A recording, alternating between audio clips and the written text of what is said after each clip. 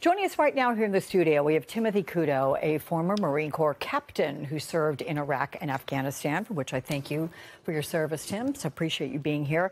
I do want to play a little bit more sound from exactly what we were talking about there. Courtney was referencing the hearing with Pete Hegseth on Capitol Hill. Let's take a listen together. The governor of the California has failed to protect his people, along with the mayor of Los Angeles, and so President Trump has said he will protect our agents, and our Guard and Marines are proud to do it. The law also says, Mr. Secretary, that the orders for these purposes shall be issued through governors of the states.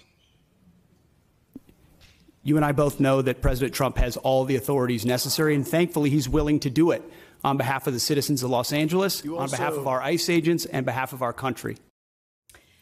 There you have it. You're a former Marine. How would you and your fellow troops in the day, how would you feel if you had to be deployed to a Los Angeles area, any big city in this country, to sort of quell unrest? I mean, I know the Marines that are there, that are deployed, they want to do their duty, they want to do right, and they want to defend the Constitution. But I think we all recognize, every veteran I've talked to recognizes that this could end horrifically. The Marines from 2-7, who are the Marine unit that's been sent there, they're an infantry unit, which means they're trained to close with and destroy the enemy. They've been training to do this for many months, and the training that they've just had on how to deal with civilians, maybe they've gotten in the past 24 to 48 hours, if that.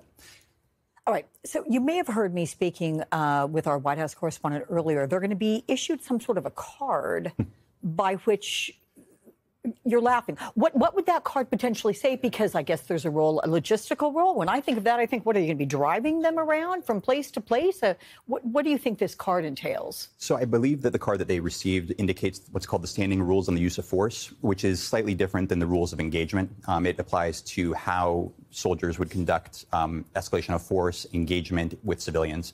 Unfortunately, a card, it runs contrary to how they've been trained for this many months, since boot camp even. So when, things happen, they're going to react as they've been trained. And in 1992, when the Insurrection Act was invoked by George H.W. Bush, Marines actually opened fire on a house, unleashing hundreds of rounds and nearly killing everyone inside. Thankfully, nobody was actually hurt, just because the police said, cover me. Because cover me to a police officer means something entirely different than cover me to a Marine. Are you referencing the Rodney King riots in Yes. Los Angeles? Los Angeles again. What is it specific to Los Angeles? Do you have any inclination what, not only that, I mean, I lived in LA at the time too, right? And it was pretty horrific. I remember the fires there. I remember ash coming down from the sky because of tires being burned and the like. But this administration, what is it about Los Angeles that you think gets under President Trump's skin? I mean, I think he hates that it's a multicultural city. It's one of our great cities. And, having grown up there, like you said, it's a wonderful place where there's a lot of activism and a lot of protests and a lot of engagement by the citizenry. And it's a hugely diverse city. And I think it's something that scares him because it's a vision of America that he's entirely opposed to. Here's something that scares you, by my understanding, reading an article that you wrote, or an op-ed rather, in Slate. You talk about quoting what Donald Trump had said back in 2020 when he was speaking with the chairman of the Joint Chiefs. I believe this is in regard to some Black Lives Matter protests that were underway. He said, can't you just shoot them in the leg or something? Expand on why you were fearful at that point hearing that and what you think that portends for now. I think what a lot of civilians don't understand is the degree to which it's very, very hard to not obey an order when you're in the military. So everyone that's serving has an obligation to disobey unlawful orders. So if President Trump orders them to shoot someone, they should say no. But there's no real mechanisms in place for them to do that. And the pressure in those moments is intense. And so I think our fear is that if Trump issues an unlawful order like that to kill an American civilian or to fire on an American civilian crowd, there's going to be nothing to stop them from that happening.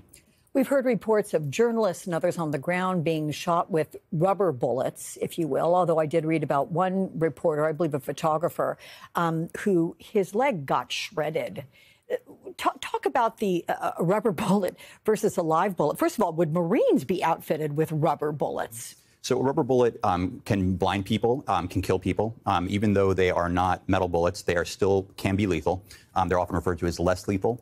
The Marines who are going to be deployed will very likely be deployed with, I would assume, normal bullets, the regular 5.56 round that M16s and other weapons they carry fire.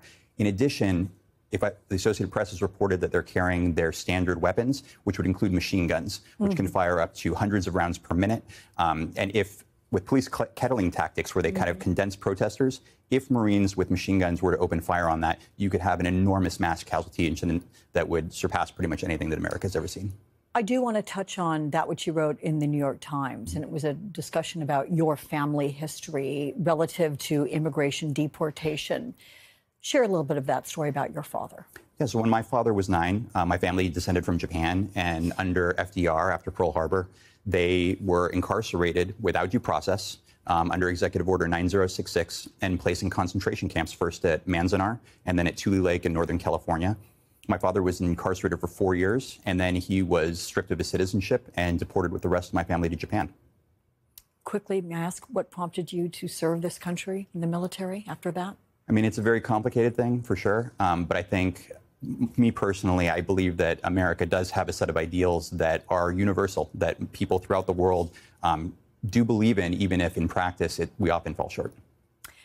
Timothy Kudo, thank you so much for joining us. Appreciate your very sage insights.